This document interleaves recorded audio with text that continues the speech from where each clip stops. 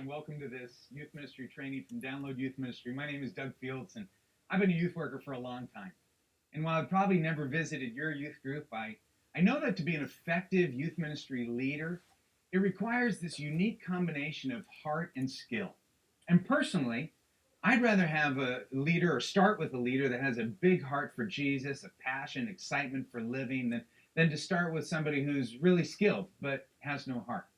And many of the video trainings that we've done or made available at Download Youth Ministry, they're about a youth worker's heart because that's what's the most important. It's more important than anything else. But it's also important for us to take time to increase some skills.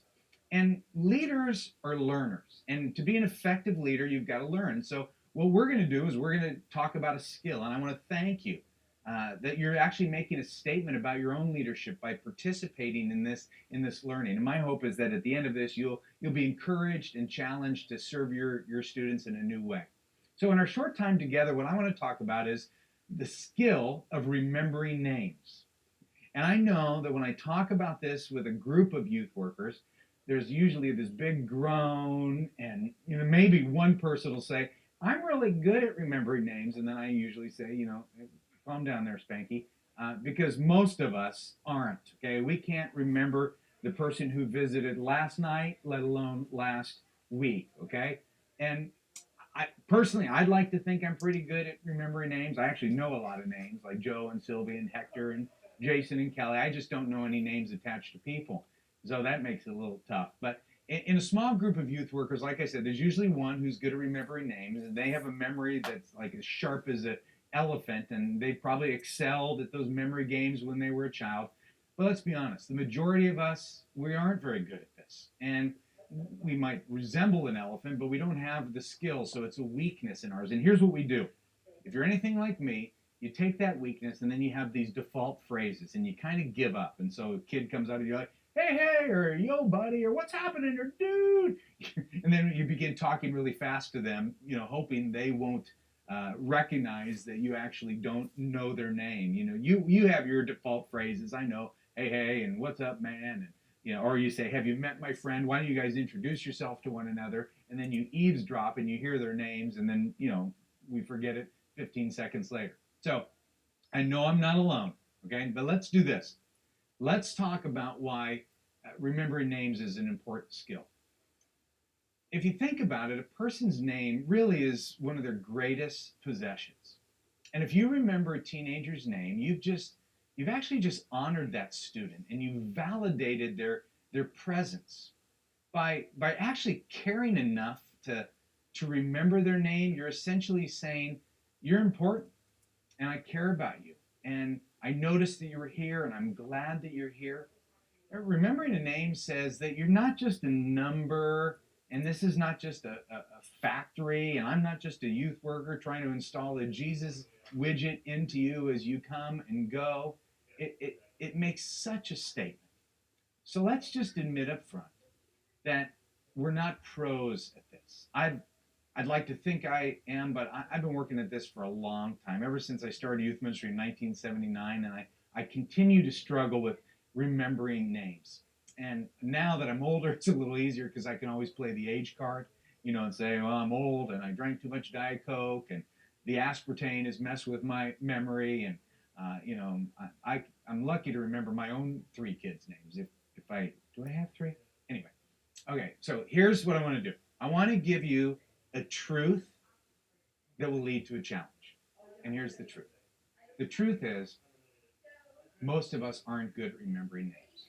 Okay? And I don't want you to think the reason I say that, I don't want you to think you're the only one who isn't. Remembering names requires work. And so actually, I would say this to you, just stop saying you're bad at names, because it's not a good excuse, and it never makes anyone feel better.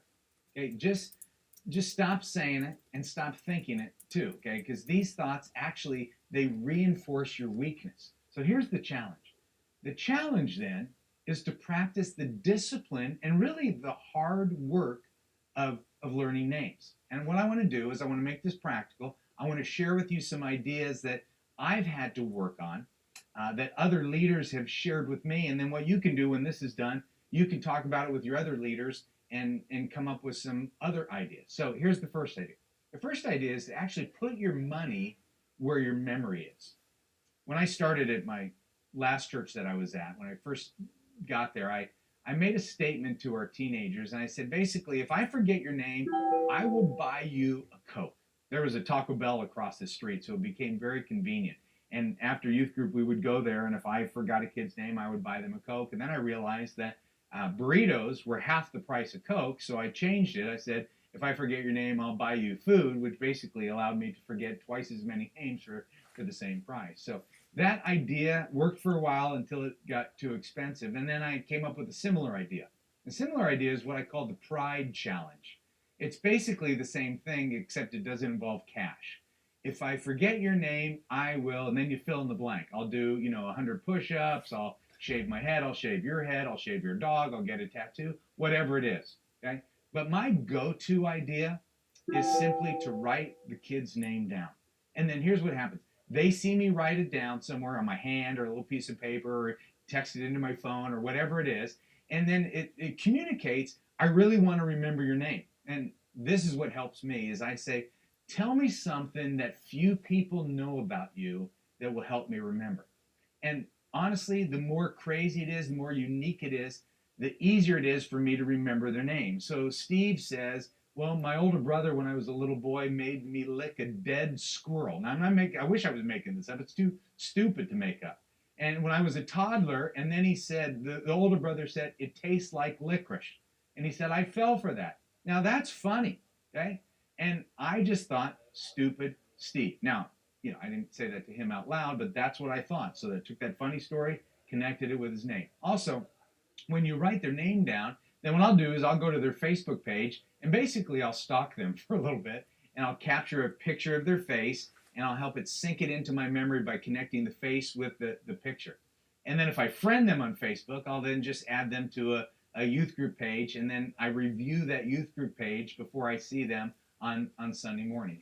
Photos really help me. In the old days, and this is going to show my age, I used to take a Polaroid picture of the kids in my youth group, and I would write their name on the back of the picture, and then I would keep them in my car, and at red lights or stoplights, I would just review the names and kind of treat them like flashcards. Now, I realize I just lost some of you. You're going to have to Google what Polaroid is to help you better understand that. But let me just say this.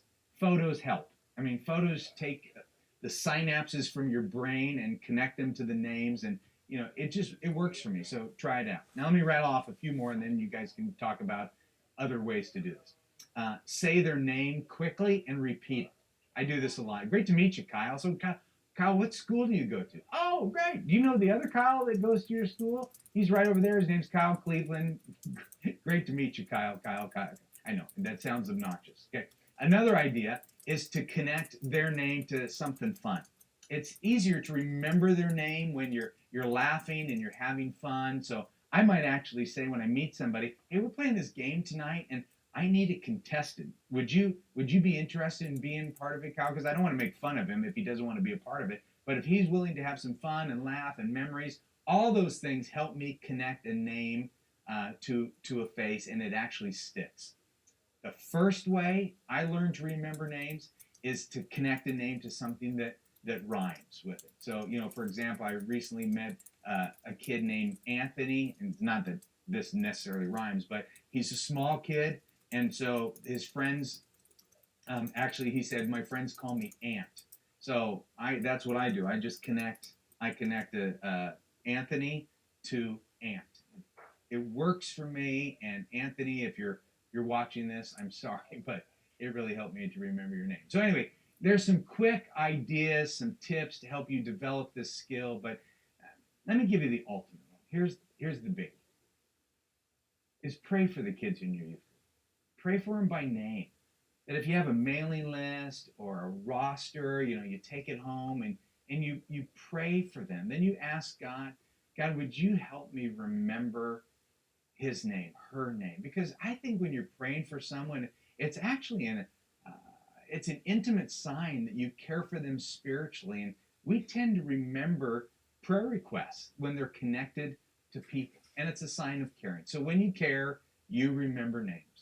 And by the way, when you're working on names, I would encourage you, one little extra thing is to to work on eye contact, just to practice that, because eye contact communicates concern. And we've all had that person who looks beyond us and doesn't look us in the eyes, and that communicates, disinterest. So when you communicate clearly, remember a name, you look them in the eyes, it says, you are important.